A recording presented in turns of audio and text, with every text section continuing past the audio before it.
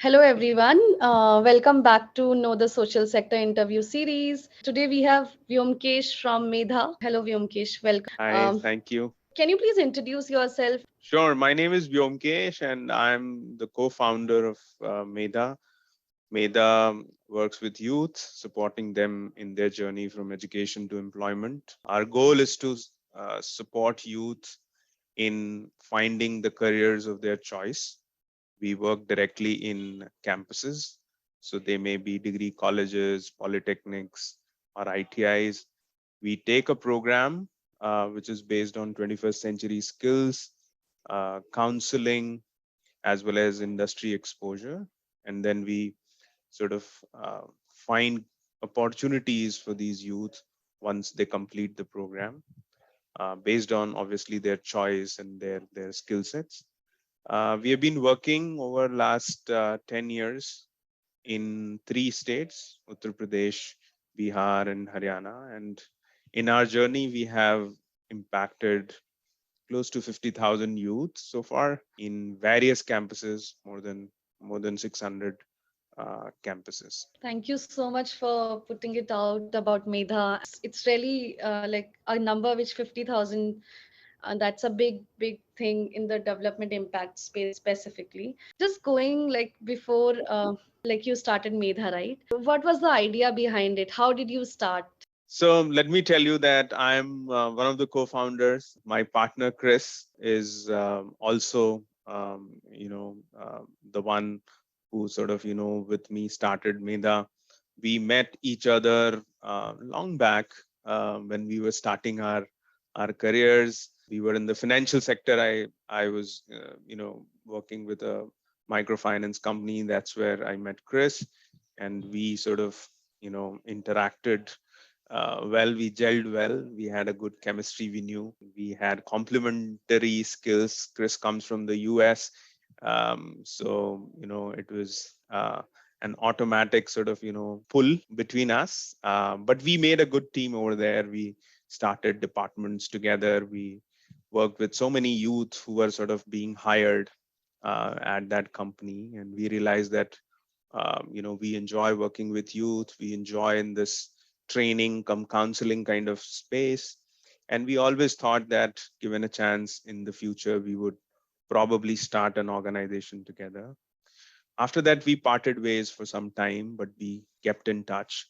We were very closely following the Indian growth story. Very similar time, there was this talk about the demographic dividend that India has, the youth bulge in the population, and what kind of opportunities it brings, as well as the challenges. And I come from Uttar Pradesh, and I have gone through the education system here. I could relate to the challenges that a youth faces once they complete the graduation or complete the education and finds the right kind of career. So we thought that maybe that's where we can sort of play a role, becoming that support system for the youth who is trying to make a career out of experiences and education. So now we have two core business units in Medha. One is the core program. We continue to work directly with students directly on these campuses, as well as the system adoption piece is working with the system actors and trying to sort of improve the public sector education system. Thank you so much for putting that out. The core issue Medha is trying to solve. Also, what are the different kinds of program you spoke about? Faculty development in a journey of a student, that working, keeping student in centric, Yeah. system adoption at the same time. Yes. Uh, how many members are there in Medha family as of now? So we have 150 full-time staff at Medha, and they're all distributed across these three states I spoke about. We have our head offices in Lucknow. That's where we started from. We have about, I think, 60 odd people sitting here in the head office. Since COVID, we have also sort of moved into a slightly hybrid kind of model of working. So right now, about a third of our staff members are in this hybrid sort of work system. Sure. Also, what does the organization culture look like for an individual in Medha? Yes, I think it's interesting to sort of define culture, especially when you are one of the founders. But I would say that the culture at Medha is one pretty open in terms of what do you want to do in the organization. We give that space to employees to sort of micro innovate based on whatever their interests are. The fact that we work with youth and we support youth in finding their calling, it is very important for us to sort of find the staff members as well, so that they can find their calling. And the culture is in that way is pretty open. We have hierarchies because we have to work in some structure, but then at the same time these hierarchies are not so hard sort of pressed in terms of who can you communicate with, so people can easily communicate with each other across the departments, across the hierarchies. And we also sort of interact very freely with other organizations, other peer organizations, especially like-minded organizations. We have like this, one of the core values is collaboration, so not just within the organization but also with other organizations as well. So I think our staff members have that collaboration kind of value system pretty much ingrained. With respect to work culture, we are sort of pretty, I would say, solid in terms of the systems and structures. We sort of look like a little bit of corporate plus a non-profit. So it's like you call it best of both the worlds or something. So we try to bring the best from both the worlds. So we have pretty solid systems and structures that you see in the corporate, but at the same time we are a very mission oriented organization. People feel for the student. The student centricity is at the base, and you would find that across all the employees of Medha. I think that one sort of core value that they represent in whatever they do. Generally, the team is open to sort of interact with each other, so they gel well. We have a strong sort of push for career development within the organization. We have a couple of benefits, employee benefits that support the professional development. For example, allowances to sort of go for a skill building, go for an upskilling kind of program. We have, I would say, pretty liberal policies with respect to maintaining your work-life balance. Generally, we feel that employees want to stay at Medha because they learn things while they are working with Medha.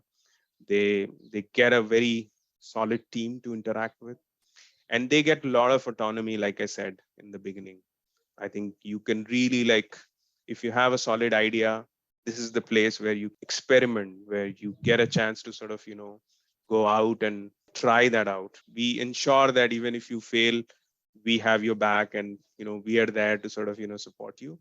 But being entrepreneurs ourselves, both Chris and me, we support entrepreneurial people.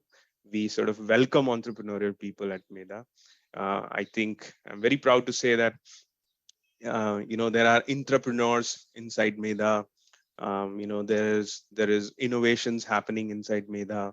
A couple of innovations are getting spun off out of Medha. So I think that's the kind of culture, or at least the highlights of the culture that I can definitely point out. So it also covers one of the question which I was going to ask you. What kind of, like, what do you look in any individual when they apply for you, or what kind of people you hire in your organization, right? It's more about entrepreneurial person who is mission oriented, Yes. can take risk at the same time, can work towards making student life more easy, and how can upbuild their skills. Yes, Also, that is there at the core. Yes, yes, yes. so what do you like? What is your stand on diversity and inclusion as an organization? Yes, it's a very important issue for us because we ourselves work with, a very diverse segment of youth, and it is important for us to sort of, also represent that kind of diversity and inclusion inside the organization. we are very proud to say that we are one of those organizations where 50% of our employees are females. And this is not just at the entry level, this is also at the leadership level. So, if you look at senior management and middle management, you would find that, we have ensured that 50% of our, staff members in both in specialist as well as generalist kind of roles, they are women. That is one thing that we very strongly feel about, because more than 50% of our own student base has been women. So it's very important for us to sort of maintain that balance. So gender is something that we feel very closely about. Similarly, socioeconomic classes and caste, make sure that there is no discrimination per se. We value passion, we value the calling, or we value the attitude that one has. And obviously we are trying to make sure that the organization is more and more sort of consciously making those choices. One thing which I loved about Medha, especially with respect to hiring perspective, right? Medha as an organization also list what is the salary range of a particular profile you are hiring for. Just for the curiosity, also like the individuals who have asked us about Medha, the individuals who apply for those positions, do you stick to the salary range you provide um, in your job description? Yes, I think the salary range is an indicative of the kind of background or the kind of experience that we are looking at. It is also an indicative or an indicator of how our salaries look like with respect to the market rates. Obviously we want to attract the best talent. At times there comes a candidate who's very sharp and very talented, and may not be fitting in that range. In either ways, so in on both the cases, both the examples, we are pretty flexible, I would say. I think those, like I said, I think those, the salary ranges are indicative. But if we find a candidate, and our recruitment process actually is pretty comprehensive, and if we find a candidate, if sometimes those salary ranges can be altered as well, but we definitely have those bands pretty much defined. What is your hiring process? Yeah, so a bulk of our recruitment happens at the beginning, maybe of the financial year or even the calendar year, actually. So, the 2 quarters where we hire pretty comprehensively are the January to March, as well as April to June quarter. That's when a bulk of hiring happens. One of the core positions that we hire is called a student relationship manager, and that's like a manager role. And we do campus placements for that. So we go to the post graduation in MBAs, colleges, MBAs or PGs, and we hire directly from the campuses. We also hire a lot of people from some of the fellowships, and that has done well for us. Apart from that, there are positions that may be open throughout the year, because we had not found the right kind of candidate for some of those positions. So those positions happen. But yes, it's slightly like cyclical in the way that that's when we are actively hiring. Would you like to share the starting salary of a fresher candidate? A student relationship manager gets 30,000 rupees per month as gross salary. Over and above, we have certain benefits. For example, a laptop allowance.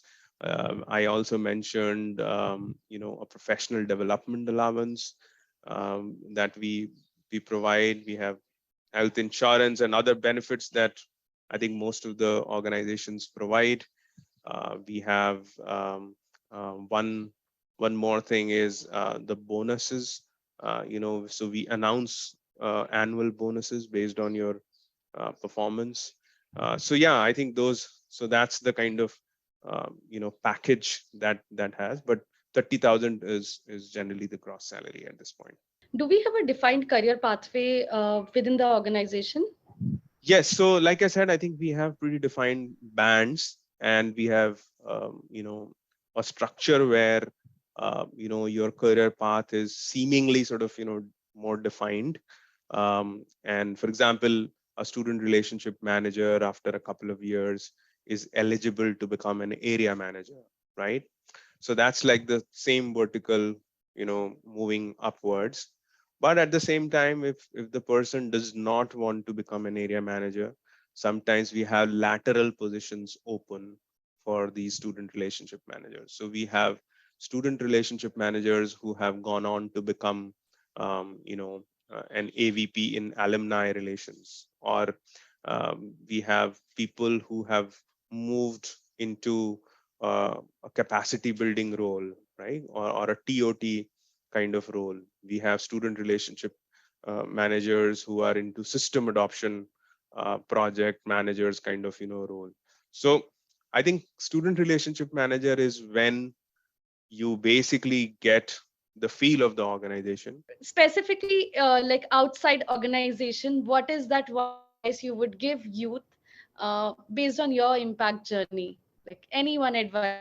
I come from a middle class kind of background, and back in my days when I was sort of, growing up, I was making a career. Entrepreneurship was something that was perceived as very high risk, and generally we didn't get a lot of support from families and friends, and because one, it was high risk, and secondly, it was also sort of not something that people like us would do. And on top of that, if you want to do something in the non-profit space, it used to become even more sort of difficult to convince. But I would say that a lot has changed in these last maybe 15 years. The general environment, the general acceptability of youth sort of starting up, or starting up organizations, both for profits as well as non-profits, the general acceptance of social enterprises and how important they are to solve some of the big problems that the country is facing. I think that general acceptability has gone up. Friends and family are more sort of in some ways more open to support people. So I think one advice for youth is utilize that opportunity, utilize that acceptance, and do whatever is on your mind, and do not overthink or overanalyze. Thank you so much for being a part of Know the Social Sector series today. It was lovely speaking to you. Uh, Thank you so so much, yeah, Sanjana, for having me, and thank you for doing this. And thanks a lot. Great work, and all the best to you. thank you.